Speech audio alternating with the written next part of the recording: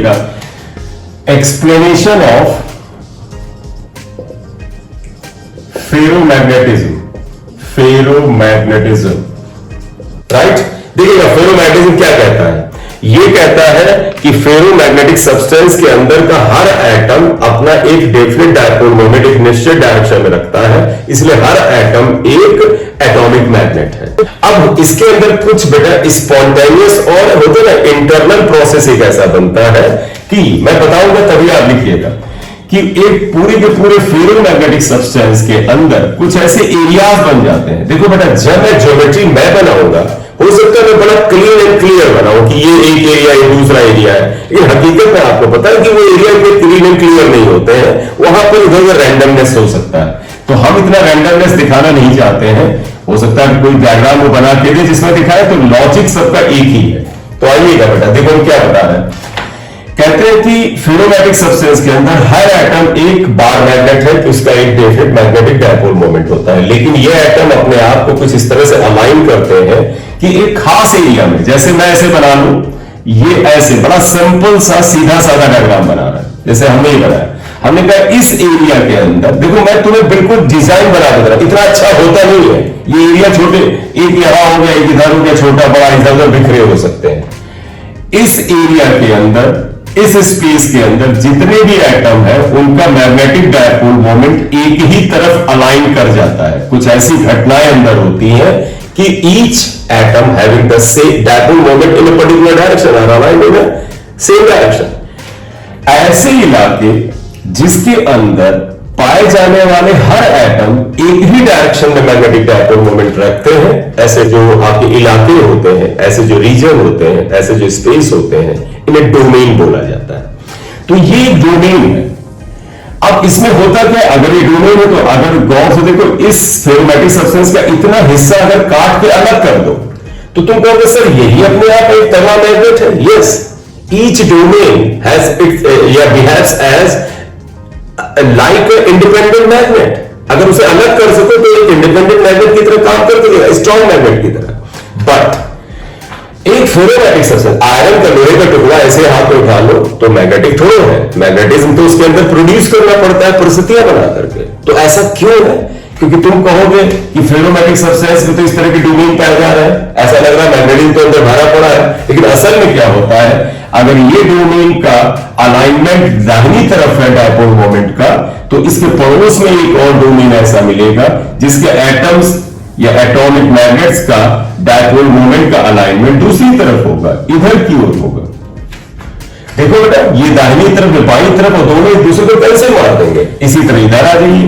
अगर इसमें बेटा एटॉमिक मैग्नेट्स डाउनवर्ड अलाइंड है, ये डाउनवर्ड अलाइंड है, तो इसके पड़ोस में ये अपवर्ड अलाइंड होगा। तो बताओ बेटा नेट डायपोल मोमेंट इन डोमेन्स का कितना निकल रहा है, 0। बोलो बेटा क्लियर, यही है। हाँ बेटा मैं जितनी साफ सफाई से बना रहा हूं लग रहा डोमेन बड़े बराबर के हिस्से, तो ऐसा नहीं होता है, ये छोटे बड़े हो सकते हैं। एक डोमेन मान लीजिए छोटा सा है, इसमें एटम्स एक तरफ है, तो दूसरा बड़ा छोटा हो सकता है, इसमें इधर हो, लेकिन एक पड़ोस में और डोमेन होगा, तो ये दोनों मिलकर इसको कैंसिल करेंगे, ओवरऑल नेट डायपोल मोमेंट 0 आना चाहिए। हम तुम्हें इसे बड़ा सिंपली समझा रहे हैं, बोलिए दिमाग क्लियर। चलिए तो मैं बता दूं, पहले तो बता दूं ये डोमेन्स होते हैं। अब मैं लिखा दूंगा, आप चिंता न करें, डोमेन्स। तो लिखो in ferromagnetic substances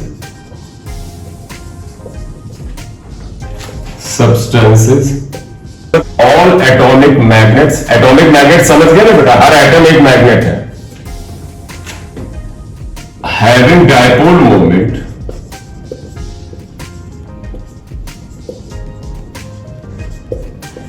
in same direction, I'm repeating, in ferromagnetic substances all atomic magnets having dipole moment in the same direction are aligned in a particular direction, नहीं are collected लिख दीजिएगा, align की बजाय लिख देना are collected in a small region called domain. इसे domain कहें, size of domain is average size of domain is about 1 mm and each domain has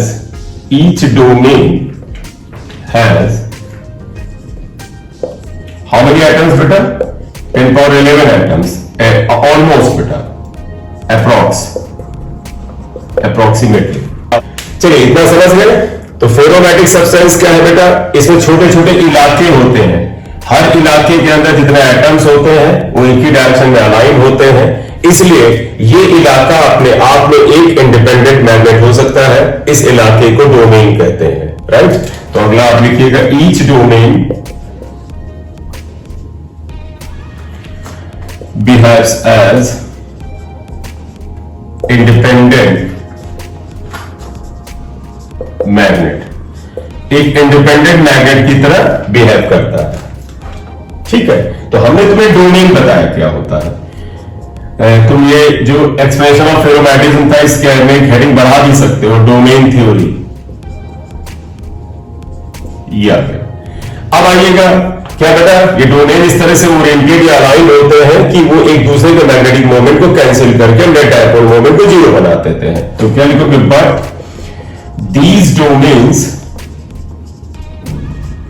are oriented such that they cancel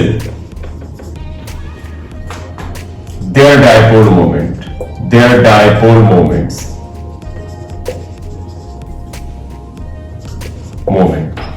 तो इसका मतलब क्या हुआ, अगर एक्सटर्नल मैग्नेटिक फील्ड नहीं है तो फेरोमैग्नेटिक सब्सटेंस स्ट्रॉन्ग डोमेन होने के बावजूद भी नॉन मैग्नेटिक है। Hence in absence of external magnetic field, in absence of external magnetic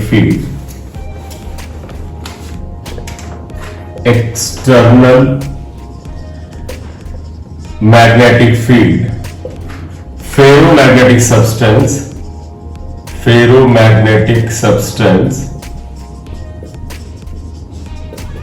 is demagnetized, या ferromagnnetic substances are not magnet। Language बदलते हैं, do not behave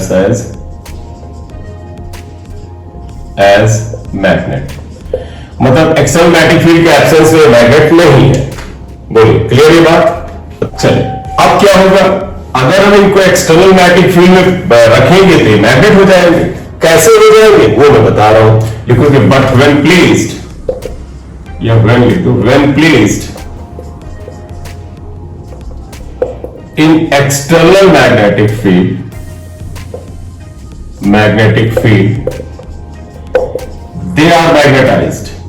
they are magnetized। और इसके मैग्नेटाइजेशन की बेटा, इसके यानी फेरोमैग्नेटिक सब्सटेंस के मैग्नेटाइजेशन के दो तरीके हैं। There are two methods. पहला मेथड क्या है, when external field is weak, external magnetic field is weak, जानते क्या होता है, देन इट इज मैग्नेटाइज्ड, और वो तरीका जानते क्या है, बाय डिस्प्लेसमेंट ऑफ बाउंड्रीज।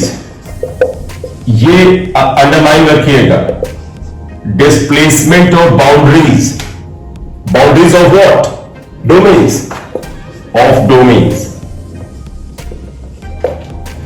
तो भाई साहब, जब एक्सटर्नल मैग्नेट कमजोर होता है तो बाउंड्रीज डिस्प्लेस होती, कैसे? यहां पर जानते क्या है, इस स्थान पर एक्सटर्नल मैग्नेटिक फील्ड भी जीरो है, मैग्नेटिक फील्ड नहीं है। तो ये सब के सब, ये इसके डायपोल मोमेंट को देखिएगा, यहां पर एक्सटर्नल मैग्नेटिक फील्ड जीरो है, ये इसके डायपोल मोमेंट को ये कैंसिल करेगा और इसके डायपोल मोमेंट को ये कैंसिल करेगा, ठीक है।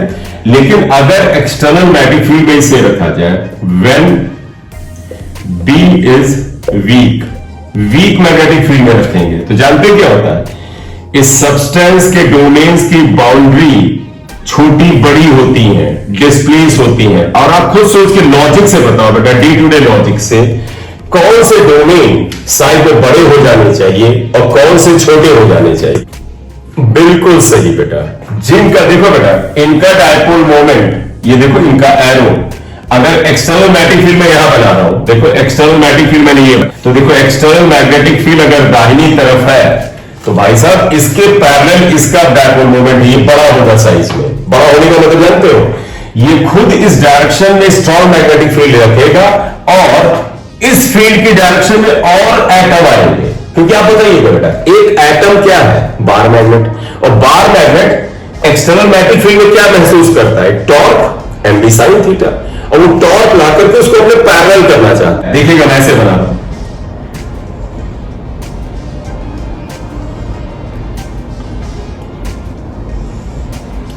ये ऐसे मैंने बनाया। देखो हमने क्या किया, ये वाला रीजन इसका डायपोल मोमेंट मैग्नेटिक फील्ड के पैरेलल था, ये बढ़ जाएगा साइज में। देखो इसका बिल्कुल खिलाफ था इसके, ये सबसे छोटा होगा। देखो ये बिल्कुल पुन्नू सा हो जाएगा। इसकी उसकी औकात दिखा देगा कि भाई साहब हमारे खिलाफ रहोगे तो छोटे से इलाके में रहो, नहीं तो हमारे पैरेलल ही आ जाओ। तुम कहोगे सर पैरेलल नहीं कर लेगा, कमजोर है ना, नहीं कर पाएगा। स्ट्रांग होता तो अपनी दादागिरी दिखा के कर लेता। अब देखो ये कमजोर था तो क्या करेगा, इसको तो अपनी डायरेक्शन में मदद मिल ही रही थी। इनके भी कुछ मैग्नेट यानी एटॉमिक मैग्नेट और इनके भी कुछ एटॉमिक मैग्नेट इसकी डायरेक्शन में आ जाएंगे, ये आ जाएंगे, तो ये एरिया बढ़ जाएगा। बोलिए इतनी बात क्लियर लग रही है आपको?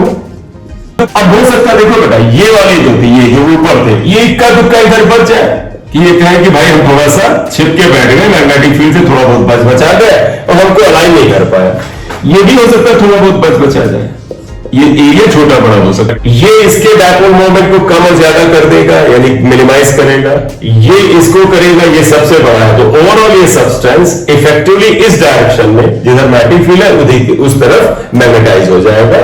तो फाइनली क्या होगा, ये रीजन साइज में बड़ा हो जाएगा और इसका डायपोल मोमेंट मैग्नेटिक फील्ड की डायरेक्शन में होगा। तो इसलिए कमजोर मैग्नेटिक फील्ड में ये सब्सटेंस मैग्नेटिक फील्ड की डायरेक्शन में मैग्नेटाइज होगा। लेकिन अगर बेटा आप समझिएगा, ये सब एटम भी इसी तरफ हो जाते तो ये कुछ तगड़ा ही मैग्नेट बन जाता। लेकिन क्योंकि ये और ये साथ नहीं दे रहे हैं तो मैग्नेट तो है लेकिन बहुत तगड़ा नहीं है। क्यों? क्योंकि एक्सटर्नल मैग्नेटिक फील्ड कमजोर है। बोले भैया क्लियर? चलिए बेटा किसी का माइक ऑन बंद कर लीजिएगा। अगला है व्हेन एक्सटर्नल मैग्नेटिक फील्ड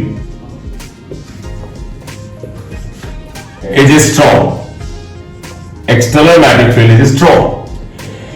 जब एक्सटर्नल मैग्नेटिक फील्ड स्ट्रॉन्ग होता है तो जानते हैं क्या होता है? मतलब ये मैग्नेटिक फील्ड तगड़ा हो, तुम खुद बताओ बेटा। तो इनको क्या मौका देगा कि जिधर नाटक करना हो करो? इनको देगा ना, सबको घुमा के अपनी डायरेक्शन में लाएगा। जैसे ये मैग्नेट का डायरेक्शन इधर था, मैग्नेटिक फील्ड हॉरिजॉन्टल था, तो ये इसके ऊपर फोर्स लगाने की इसके ऊपर टॉर्क लगाने की कोशिश करेगा और इस चक्कर में जानते क्या होगा, ये लाएगा तुम इधर आ जाओ, ये थोड़ा बहुत अभी अलाइनमेंट इधर चाहता है तो ये थोड़ा बहुत नाचेगा, रोटेट करेगा और रोटेट करके फाइनली तो आकर के मैग्नेटिक फील्ड के डायरेक्शन में अलाइनमेंट करना पड़ेगा। क्योंकि एक्सटर्नल मैग्नेटिक फील्ड बड़ा तगड़ा है, वो आपको नाटकबाजी रोटेशन और स्टेशन करा के ले तो आएगा।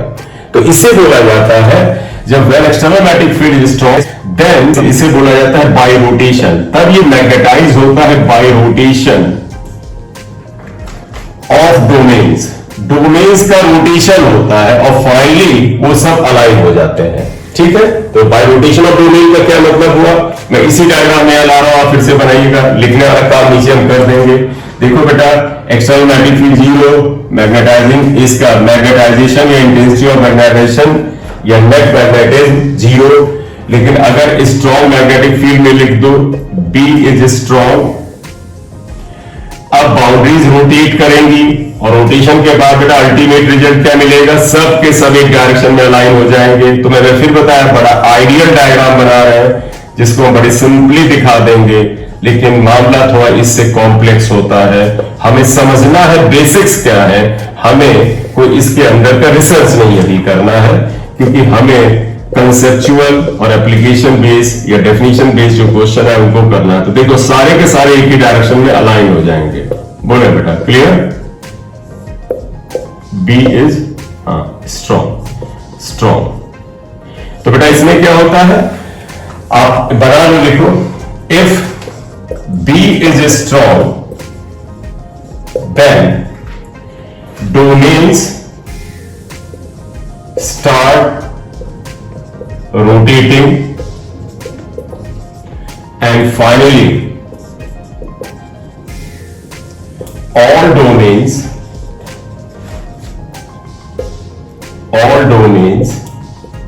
are aligned in the direction of magnetic field. Magnetic field मतलब external magnetic field. Finally all domains are aligned in the direction of external magnetic field. अब ये स्ट्रॉन्ग मैग्नेटाइज हो जाएगा। भैया बोलो, इतनी बात क्लियर है? तो आप देखिएगा इस चैप्टर में हमने फेरोमैग्नेटिक सब्सटेंसेस को पढ़ा, हमने फेरोमैग्नेटिक सब्सटेंसेस की प्रॉपर्टीज को पढ़ा, और सबसे इंपॉर्टेंट था कि इसका डोमेन थ्योरी के अकॉर्डिंग हमने एक्सप्लेनेशन पढ़ा। तो अब आगे हम बात जो कर रहे हैं वो हम करने जा रहे हैं मैग्नेटिक हिस्टैरिसीस का। और है तो इंपॉर्टेंट मैग्नेटिक हिस्टैरिसीस, कम से कम जो हमने एक्सप्लेनेशन ऑफ फेरोमैग्नेटिक सब्सटेंस के बारे में डिटेल पढ़ा, इसकी तुलना में तो काफी इंपॉर्टेंट है। तो अब हेडिंग आप दे सकते हैं मैग्नेटिक हिस्टैरिसीस। क्लियर?